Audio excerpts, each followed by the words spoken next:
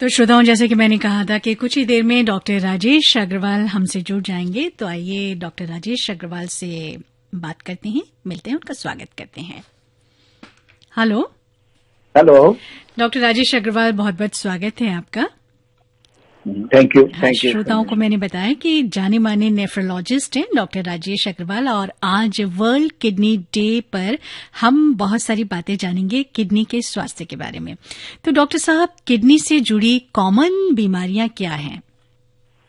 Kidney जो है, ये इसको क्रॉनिक किडनी बीमारी को हम क्रॉनिक किडनी डिजीज कहते हैं, जो कि आपने बिल्कुल ठीक बताया 10% ऑफ द पॉपुलेशन का वर्ल्ड में अफेक्ट करती है।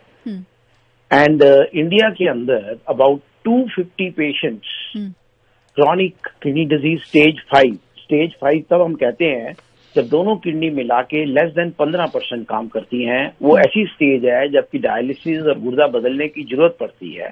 तो लगभग 250 पेशेंट्स पर मिलियन पॉपुलेशन, मतलब 10 लाख में 250 पेशेंट एवरी ईयर हमारे ऐड होते हैं to the existing pool of ESRD patients. जैसे दिल्ली की पॉपुलेशन लगभग 3 करोड़ है, तो 7,000 to 8,000 patients of end stage renal disease every year हमारे ऐड होते हैं to the existing pool of end stage renal disease patients.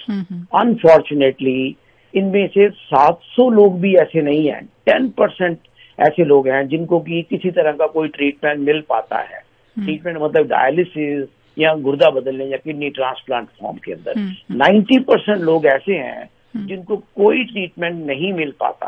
वो यहाँ बिकॉज ऑफ द अवेलेबिलिटी की वजह से, फाइनेंशियल रीजंस की वजह से, तो ओनली 10% लोगों को ही ट्रीटमेंट मिल पाता है। So lot of things need to be done for chronic kidney patients. आपने कहा कि कारण क्या क्या होते हैं। जी। द कॉमन कारण जो क्रॉनिक किडनी डिजीज के हैं, diabetes and blood pressure. High blood pressure जो रहता है, यदि अनकंट्रोल रहता है तो किडनी को खराब करता है। एंड टोटल किडनी डिजीज के कारणों में से 60 to 70% क्रॉनिक किडनी डिजीज जो है डायबिटीज एंड ब्लड प्रेशर से ही होती है। एंड अदर कॉजेज में लेस देन 40 ईयर्स में गुर्दे में सोजन आना, जैसे क्रॉनिक ग्लोमेरुलोनेफ्राइटिस होना, फिर पेन किलर ज्यादा खाने से किडनी खराब हो जाती है, आयुर्वेदिक दवाई भस्म वगैरह खाने से किडनी खराब हो जाती है, किडनी में इन्फेक्शन की वजह से, इवन आजकल जो एंटासिड है, पेंटासिड वगैरह ज्यादा नहीं खाना चाहिए, उससे किडनी खराब हो जाती है। किडनी स्टोन्स हैं, यदि आपने इलाज नहीं कराया और पड़े रहे, ऑब्स्ट्रक्शन कर दिया, वो किडनी खराब कर देते हैं। कुछ हेरिडिटरी डिजीजेज होती हैं, जैसे फैमिली में किडनी चलती है, पॉलीसिस्टिक किडनी डिजीज है या सिस्टिक डिजीज है, एल्पॉट सिंड्रोम है, फेब्रीज डिजीज है। 1 to 2% of the total and stage renal disease patients में से हेरिडिटरी डिजीज आती है, यानी कि फैमिली डिजीज में फैमिली में किडनी हमारे रन करती है। सिम्टम्स के बारे में आप जानना चाहेंगे कि सिम्टम्स क्या होते हैं? इनके यूरिन जो है, सिम्टम्स में यूरिन ज्यादा आना, यूरिन कम आना, रात को यूरिन बार बार उठना, पेशाब करने के तसल्ली नहीं होना, पेशाब करने में दिक्कत आना, पेशाब में ब्लड जाना, पेशाब में प्रोटीन जाना, ये इंपॉर्टेंट सिम्टम्स होते हैं। कंबाइनिंग इट विद स्वेलिंग, यदि आए पे फेस पे स्वेलिंग आए, पैरों पे स्वेलिंग आए, वेट सडनली बढ़ जाना, ब्लड प्रेशर अपीयर हो जाना, यंग एज में 30 इयर्स में सडनली ब्लड प्रेशर आ गया, तो अभी देखना चाहिए। किडनी डिजीज हर समय जब भी ब्लड प्रेशर अपीयर होता है, किडनी डिजीज हमें रूल आउट करनी चाहिए। ब्लड प्रेशर से भी किडनी खराब हो जाती है और किडनी से ब्लड प्रेशर हो जाता है, दोनों चीजें इंपॉर्टेंट है। एंड लेट सिम्टम्स में जैसे वीकनेस बहुत ज्यादा हो जाना, एपेटाइट खत्म हो जाना, उल्टी आना, हीमोग्लोबिन कम हो जाना, डायबिटिक पेशेंट है सडनली उसकी शुगर कंट्रोल होना शुरू हो जाना, इचिंग होना शुरू हो जाना सारे शरीर में, चलने में दिक्कत आना, बैठ के खड़े होने में दिक्कत आना, ये कॉमन सिम्टम्स है। But another very important thing is, कई बार कोई सिम्टम नहीं आता और पेशेंट जो है सडनली चेक कराता है तो उसकी किडनी खराब निकलती है। किडनी को हम साइलेंट किलर भी कहते हैं। तो इस करके बड़ा इम्पोर्टेंट है, यदि हम रेगुलर चेकअप यदि कराएं पेशेंट्स का, तो हम ये बीमारी को बहुत जल्दी पिकअप कर सकते हैं और उसका इलाज भी कर सकते हैं। और सिंपल टेस्ट है जो हम कर सकते हैं, like urine examination, blood pressure checking और सीरम क्रिएटिनिन। इसकी कॉस्ट भी 100 to 150 रुपीज से ज्यादा नहीं है। और इससे हम बीमारी बहुत जल्दी पिकअप कर सकते हैं और उसका इलाज करके एज फार एज पॉसिबल या तो पेशेंट को किडनी की बीमारी से बचा लेते हैं या उसको जो है डायलिसिस की रिक्वायरमेंट को बहुत लेट ले जाते हैं, ट्रांसप्लांट की रिक्वायरमेंट को बहुत लेट ले जाते हैं। तो डॉक्टर साहब, मेरे ख्याल से आपने सारी बातें बता दी किडनी से जुड़ी हुई कि कॉजेस क्या है, सिम्टम्स क्या है, और जैसे कि आपने कहा कि साइलेंट किलर है और शुरू में इसके कोई भी लक्षण नजर नहीं आते हैं और बाद में ही जाके नजर आते हैं, आपने से कहा। तो इसीलिए समय समय पर हमें टेस्ट करवाते रहना चाहिए। एक्चुअली कुछ ऐसी प्रिकॉशंस हैं जो हमें एनुअल चेकअप जो है वो हाई रिस्क ग्रुप पेशेंट जो है, हाई रिस्क ग्रुप कौन सा होता है, जिनमें किडनी की बीमारी ज्यादा होती है, डायबिटिक पेशेंट है, ब्लड प्रेशर के पेशेंट हैं, जिनको पहले किडनी की बीमारी हो चुकी है, जिनकी फैमिली में किडनी की बीमारी है, 60 साल से ज्यादा जिनकी उम्र है, जिनको हार्ट की ट्रबल है, जिनको कैंसर की ट्रबल है, ये हाई रिस्क ग्रुप है। इनका एनुअल चेकअप होना जरूरी है और जनरल प्रिकॉशंस तो हमें लेनी चाहिए, जैसे पानी कम से कम 2-2.5 लीटर लिक्विड जरूर अपने को लेना चाहिए। ऑफ कोर्स यदि किसी को हार्ट की बीमारी है, किडनी की बीमारी है, डॉक्टर ने मना किया हुआ है तब नहीं पीना होता, बट नॉर्मल केसेस में 2-2.5 लीटर लिक्विड लेना चाहिए। यदि किसी को हाई ब्लड प्रेशर है, सांस फूलता है, तो नमक जो है कम खाना चाहिए। पथरी की शिकायत है, नमक ज्यादा खाने से ब्लड प्रेशर बढ़ता है, स्टोन ज्यादा बनते हैं, किडनी स्टोन। ये ज्यादातर धारणा कैल्शियम से सोचा जाता है, बट फैक्ट ये है कि जितना आप रेड मीट खाएंगे, जितना ज्यादा नमक खाएंगे, उतने ज्यादा किडनी स्टोन्स बनते हैं। तो नमक कम खाना चाहिए, हमें रेगुलर एक्सरसाइज करनी चाहिए और जो है टोटल डाइट हमें कम खानी चाहिए। अपना वेट चेक रखना चाहिए, BMI जो है 23-25 से ऊपर नहीं जाना चाहिए, स्मोकिंग अवॉइड करनी चाहिए, अल्कोहल जो लेने वाले लोग हैं उनको कम अल्कोहल लेना चाहिए, पेन किलर्स, आयुर्वेदिक मेडिसिन हमें as far as possible, even पेंटासिड वगैरह की गोली जो है, जो एसिड की आम गोलियां खाई जाती हैं, वो हमें कम खानी चाहिए क्योंकि उससे किडनी काफी कॉमनली खराब हो जाती है। और यदि किडनी स्टोन की प्रॉब्लम है आपको, तो डॉक्टर के पास जाके पहले उसका डॉक्टर की राय से इलाज करा लेना चाहिए, बिकॉज ये बड़ा इजीली ट्रीटेबल कंडीशन है किडनी स्टोन, और कई बार हमारा उसी से ही किडनी खराब हो जाती है। तो ये एक बहुत दुख का काम होता है कि ये प्रिवेंटेबल कॉज था किडनी फेलियर का, जो कि हम इजीली प्रिवेंट कर सकते थे। ये तो डॉक्टर साहब, आपने बहुत सारी बातें बता दी और अब जब थोड़ी देर बाद हम आपसे पुनः जुड़ेंगे और तब हम जानेंगे ट्रांसप्लांट और डायलिसिस के बारे में। तो इस बीच आप भी हमारे प्रोग्राम के साथ जुड़े रहिए और हमारे श्रोता भी हमारे प्रोग्राम के साथ जुड़े रहें, और इस बीच हम एक गीत सुनते हैं। Thank you. घंटे में ट्रेन है मैडम। तो क्या हुआ, मतलब पूरे 60 मिनट है। पता है ट्रेन छूट जाएगी, फिर भी देर कर रही हो। हाँ, कर रही हूँ ताकि आपको टाइम पे मुझे HIV टेस्ट के लिए ले जाने का एहसास हो और हमारे बच्चे की सुरक्षा की। Daddy guard.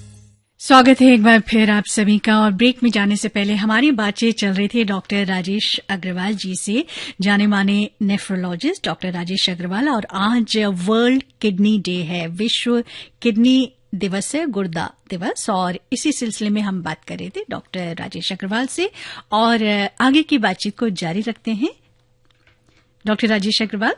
हाँ जी, तो हम इस बार जानना चाहेंगे किडनी ट्रांसप्लांट और डायलिसिस के बारे में। ट्रांसप्लांट और डायलिसिस को लेकर लोगों के मन में बहुत सारे सवाल हैं, भ्रांतियां भी हैं, डर भी रहता है, बहुत सी धारणाएं हैं। तो डॉक्टर साहब आप। हाँ नहीं, मैं बताता हूँ आपको। एक्चुअली हमारे यहाँ इंडिया के अंदर about 2 to 3 lakh patients of end stage neural disease every year नए पैदा होते हैं, जो कि existing pool of ESRD patients में ऐड होते हैं। And out of these patients 2 to 3 lakh जो ऐड होते हैं, उनमें से अबाउट 2% लोग, यानी कि जो ईयरली ट्रांसप्लांट होते हैं इंडिया के अंदर, वो लगभग 7,000 to 8,000 है। तो 2% लोग ही ट्रांसप्लांट करा पाते हैं, number 1। And only 10%, I already told you, they are able to get any form of treatment. तो 2% ट्रांसप्लांट कराते हैं, 7-8% में डायलिसिस हो पाता है। अब हमारे पास जब किडनी खराब हो जाती है तो 2 ही ऑप्शन बचती हैं, जहाँ तो उनका डायलिसिस किया जाए या ट्रांसप्लांट किया जाए। ट्रांसप्लांट जो है वो अल्टीमेट ट्रीटमेंट है, बेस्ट फॉर्म ऑफ ट्रीटमेंट होता है। इसके अंदर not only the quantity of life is more, the quality of life also is very good, family के लिए भी और द अदरवाइज ऑल्सो। बट इसका मतलब ये नहीं है कि हमारी डायलिसिस कोई इंफीरियर चीज है। डायलिसिस की भी क्वालिटी अब बदल चुकी है। लोग इसके ऊपर हमारे पास 20-20 साल से हैं जो डायलिसिस करा रहे हैं। अच्छी क्वालिटी ऑफ लाइफ है, हफ्ते में 2 बार या 3 बार हमारे पास आना पड़ता है, 4 घंटे के लिए आते हैं और बिल्कुल नॉर्मल एक्टिविटी रखते हैं एंड नॉर्मल रहते हैं। जो पेशेंट मैं बता रहा हूँ आपके पास 20-20 साल से डायलिसिस कराते हैं, वो अपने आप आते हैं और अपने आप को उन्होंने अपने टोटली रिहैबिलिटेशन है। ये क्रॉनिक डिजीज है। क्रॉनिक डिजीज मतलब बीमारी के साथ उसने जीना है, सालों जीना है। तो rehabilitation is a very important part of treatment. Rehabilitation का मतलब क्या है? मतलब कि जहाँ यदि वो पेशेंट नौकरी करता है तो उसको नौकरी पे जाना चाहिए, घर पे नहीं बैठना। घर पे बैठ के डायलिसिस कराने का कोई फायदा नहीं। उससे पेशेंट डिप्रेशन में जाता है, फैमिली डिप्रेशन में जाती है, पैसा अननेसेसरली खर्च होता है और जो है वो आगे चल नहीं पाते। हमारे वही पेशेंट अच्छा करते हैं जो फैमिली इंकरेज रहती है, फैमिली खुश रहती है। फैमिली तभी खुश रह सकती है, पेशेंट तभी खुश रह सकता है जब वो काम पे जाए। यदि एक फीमेल है, उसको डायलिसिस चल रहा है, तो उसको घर का काम करना चाहिए, बिस्तर पे लेटना नहीं चाहिए। वो घर में काम करके खुश रहेगी, तभी वो डायलिसिस करा के आएगी तो अच्छा जिएगी, खाना अच्छा खाएगी। खाना खाना भी बड़ा इंपॉर्टेंट एस्पेक्ट है। आई हैव सीन, सालों से हम लोग डायलिसिस करते चले आ रहे हैं। ये साइकोलॉजिकल एस्पेक्ट जो है इसको भी काफी इंपॉर्टेंस देनी चाहिए। एंड ये हमारा यदि पेशेंट इंकरेज रहता है, फैमिली इंकरेज रहती है, तो पेशेंट खुश रहता है और वो तभी लंबा चल पाता है। And regarding transplant, the biggest problem is the donors. Actually 1994 के अंदर ऑर्गन ट्रांसप्लांट बिल पास किया गया था। उसके बाद में ओनली नियर रिलेटिव्स जैसे ब्रदर है, सिस्टर है, सन है, डॉटर है, वाइफ है, हस्बैंड है, ग्रैंड पेरेंट्स है, ये ही किडनी को दे सकते हैं। बाकी जो सेकंड एस्पेक्ट है वो ये है कि कैडावरिक ट्रांसप्लांट के डेड बॉडीज, जैसे जो बंदे वेंटिलेटर पे हैं, जिनका हार्ट चल रहा है, उनकी जो है ऑर्गन डोनेशन किया जाए। 94 में जो बिल पास किया गया था, यही सोच के किया गया था कि हमारा जो है ऑर्गन ट्रांसप्लांट बिल जो है, जो कैडावरिक प्रोग्राम जो है, वो हमारा पिकअप कर जाएगा। But unfortunately I can tell you the figures, Delhi में एवरी ईयर अबाउट 1000 ट्रांसप्लांट्स होते हैं और 50 भी कैडावरिक ट्रांसप्लांट नहीं होते हैं एक साल के अंदर। Whereas in Madras 1000 transplant वहां पर भी होते हैं, उनमें से 400 से 500 कैडावरिक होते हैं। तो हमारे पास ह्यूज जो है, हमारे पास डेड बॉडीज की कोई कमी नहीं है। हमारी प्रॉब्लम क्या है? एजुकेटेड नहीं है। The relatives are not educated so that they donate organs. If they donate organs, so many people can benefit.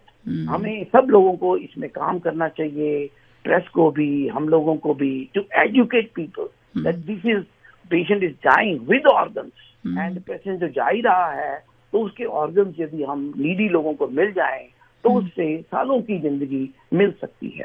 ये इम्पोर्टेंट एस्पेक्ट जी। तो डॉक्टर साहब, एक आखिरी सवाल मैं जानना चाहूंगी कि जो ट्रांसप्लांट होता है किडनी का, तो इसकी स्पैन क्या होती है, लाइफ स्पैन? जनरली ये धारणा होती है कि उसने कहा ट्रांसप्लांट कराया था, कुछ चला नहीं। तो मैं आपको बताता हूँ कि यदि हम 100 ट्रांसप्लांट्स करते हैं तो 98 ट्रांसप्लांट जो है 1 साल के बाद में बिल्कुल ठीक होंगे। तो ओनली 2 ट्रांसप्लांट ठीक नहीं होंगे, 90 बिल्कुल ठीक होंगे। ठीक है। उसके बाद में 1 to 2% किडनीज खराब होती चली जाती हैं। At the end of 10 years about 80% kidney ठीक होती है। And similarly at the end of 20 years about 50% लोगों की किडनी ठीक होती है। काफी अच्छे रिजल्ट्स हैं। And we have to see only the positive aspect. 80% लोगों को देखना है। यदि हम 20% लोगों को देखेंगे तो हम आगे नहीं बढ़ पाए। पॉजिटिव थिंकिंग से तो हम आगे बढ़ सकते हैं, बिल्कुल बिल्कुल। नेगेटिव थिंकिंग से आगे नहीं बढ़ सकते। तो डॉक्टर साहब, हाँ, यदि आप पॉजिटिव थिंकिंग से आगे बढ़ते हैं तो 80% काफी अच्छे रिजल्ट्स हैं। तो इस करके घबराना नहीं चाहिए, आगे बढ़ना चाहिए। और डायलिसिस भी अच्छी चीज है, ट्रांसप्लांट भी अच्छी चीज है, और वैसे डॉक्टर के पास जाना चाहिए। उसके जो है डाइट एक इम्पॉर्टेंट एस्पेक्ट है, हमें डाइट भी कंट्रोल खानी चाहिए। ज्यादातर लोगों को रहता है क्या डाइट खाएं। नॉर्मल केस में हम लोग जैसे नमक कम करते हैं, पानी का इंटेक भी ज्यादा नहीं देते हैं, एंड प्रोटीन इंटेक जो है बहुत ज्यादा कम नहीं करते हैं आजकल। पहले प्रोटीन इंटेक हम बहुत कम करा करते थे। हमारे जो वेजिटेरियन लोग हैं हिंदुस्तानी, वो पहले ही प्रोटीन इंटेक उनका कम होता है, तो उससे प्रोटीन बहुत कम हो जाते हैं, तो उससे पेशेंट के मसल्स खत्म हो जाते हैं, सर्वाइवल डिक्रीज हो जाता है। तो ऐसे में आजकल प्रोटीन हम बहुत ज्यादा कम नहीं करते हैं, प्रोटीन ऑलमोस्ट नॉर्मल रखते हैं, नमक कम करते हैं, फ्रूट जूसेस वगैरह कम कर देते हैं, फ्रूट्स कम कर देते हैं। वेजिटेबल इंटेक एज सच हमारी डाइट में हमें ज्यादा रखनी चाहिए। वेजिटेबल्स हैं, फ्रूट्स हैं, खाना चाहिए। उससे स्टोन फॉर्मेशन भी कम होता है, एसिड लेवल बॉडी का हमारे कम बनता है। तो डॉक्टर साहब बहुत सारी बातें आपने बताई, बहुत सारी जानकारी आपने दी, और पॉजिटिव नोट के साथ, जैसा कि आपने कहा कि पॉजिटिव थिंकिंग के साथ हम चलें और बहुत सालों तक हम जी सकते हैं अगर ट्रांसप्लांट कराते हैं, इवन डायलिसिस के द्वारा भी। तो हम आपका बहुत बहुत शुक्रिया अदा करना चाहेंगे डॉक्टर राजेश अग्रवाल जी। जाने माने नेफ्रोलॉजिस्ट डॉक्टर राजेश अग्रवाल हमारे साथ थे। थैंक यू डॉक्टर साहब। Thank you. तो श्रोता, नेफ्रोलॉजिस्ट डॉक्टर राजेश अग्रवाल जी के साथ विस्तार से बातचीत की किडनी के स्वास्थ्य के बारे में।